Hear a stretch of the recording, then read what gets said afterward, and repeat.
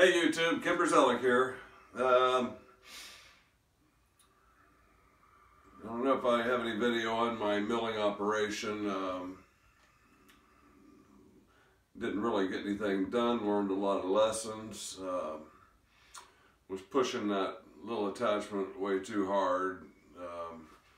This thing wasn't meant to do any milling operations, no matter what attachment you put on it. Well, maybe with a little finesse and a little more knowledge than I possess, you could probably do some minimal milling.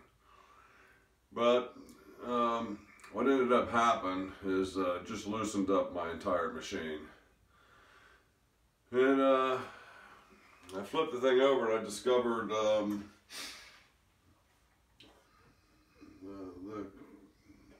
saddle, this action here,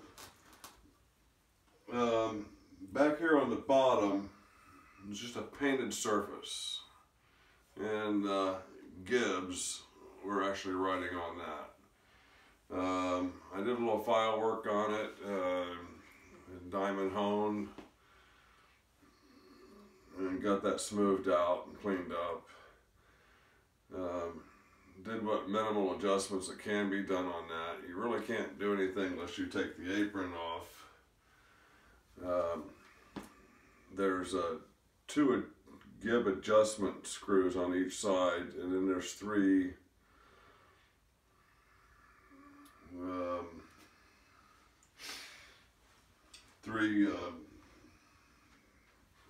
bolts.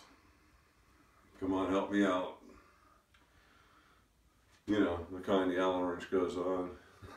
Anyway, and those things, I mean, if you just hand tighten them, you know, you can move things around.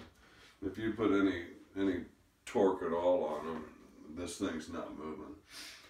And I considered putting a little low-grade, low-strength Loctite on the threads and getting them up there hand tight, just to keep it from backing out. For the next time I abuse my lathe. I think the most important lesson was you're not gonna do on this, you know, what I see you guys doing on YouTube with your larger machines. I don't think you have to get even much bigger than this one, and you could probably do a lot more. If I, you know, maybe doubled my money, I'd probably have a lot more machine. But this is what I have to work with, and this is what I'm going to work with. So I'm just going to need to learn to, you know, take small bites, and you know, always keep in mind that I have no idea what I'm doing. I took it all apart. I cleaned up, you know, the paint that, you know, I saw, and put everything back together, tightened it up. My apron chip guard is still doing what it's supposed to do. I got things tightened up good. I put on my external jaws. I had some bigger material that I wanted to do something with, and it's a C360 brass or bronze. This is 1.375. That's an unusual finish on the bottom of it. It almost looks scraped. I'm not sure if you can see that or not, hopefully. But I got maybe a 2.5, 3-inch piece of this material that I faced off, center drilled, and turned down. It's still not concentric. I can put my finger across here and it's smooth. and I come over to this side, and I have a, you know, a 1 or 2 1,000th lump where it's not turned down completely concentric, but that's easy enough to fix, you know, starting the next project. I'm not sure what I want to do with that yet. I've never used a boring bar at this point, and I may do something with the boring bar. I'm almost kind of thinking about doing like the Magic Cube, only without threads, and see if I can see how well I can have a cap plug into that block of brass.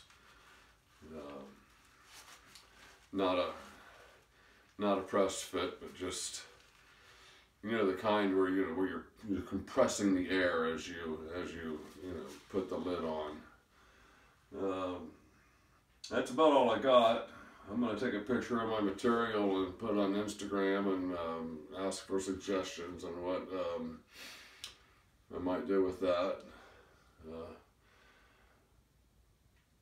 I'm just going to go back to basics and stick with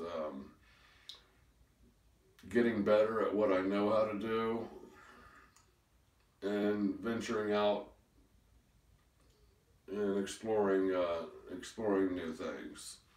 The boring is one operation I need to do. I did manage to remove some gears, rearrange those, and do I had it set up for 12 threads per inch, and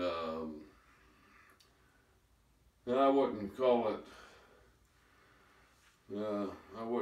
a success.